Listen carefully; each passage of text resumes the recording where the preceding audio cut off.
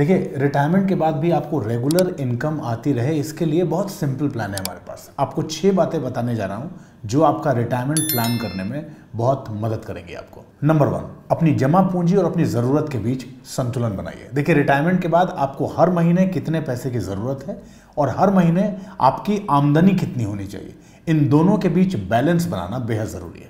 अपना कैपिटल आपने किसी लॉन्ग टर्म इन्वेस्टमेंट प्लान में लगाया हो या फिर किसी हाइब्रिड प्लान में, एक बात का ध्यान रखिएगा कि रिटायरमेंट के अगले कुछ सालों तक विड्रॉल रेट 6% से ज़्यादा ना हो।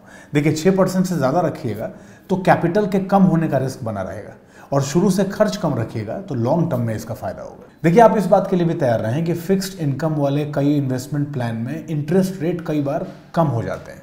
ऐसे में आपको अपने एसेट एलोकेशन का प्लान भी तैयार करना होगा। महीने के अपने फिक्स्ड इनकम वाले प्लान में से ना आमदनी का एक बड़ा हिस्सा निकालिए, लेकिन एक छोटा हिस्सा छोड़ दीजिए। देखिए, एग्जाम्पल के तौर पे समझाता हूँ। 100 रुपये आपने लगाए, उस पर 8% का यानी कि 8 रुपये का मान लीजिए इंटरेस्ट मिल रहा है। उसमें जब आप निकालें तो 6 रुपये ही निकालें, वो 2 रुपये छोड़ दीजिए। वही 2 रुपये यानी कि 2% आपको फ्यूचर में बड़ी आमदनी बनाने में मदद करेगा। अपने कैपिटल का 15 से 35% हिस्सा आप इक्विटी में रखिए। देखिए, अगर कैपिटल कम होगा तो इतना रिस्क तो आपको उठाना ही होगा, और अगर कैपिटल आपके पास ज़्यादा हो तो आप इक्विटी में कम निवेश भी कर सकते हैं।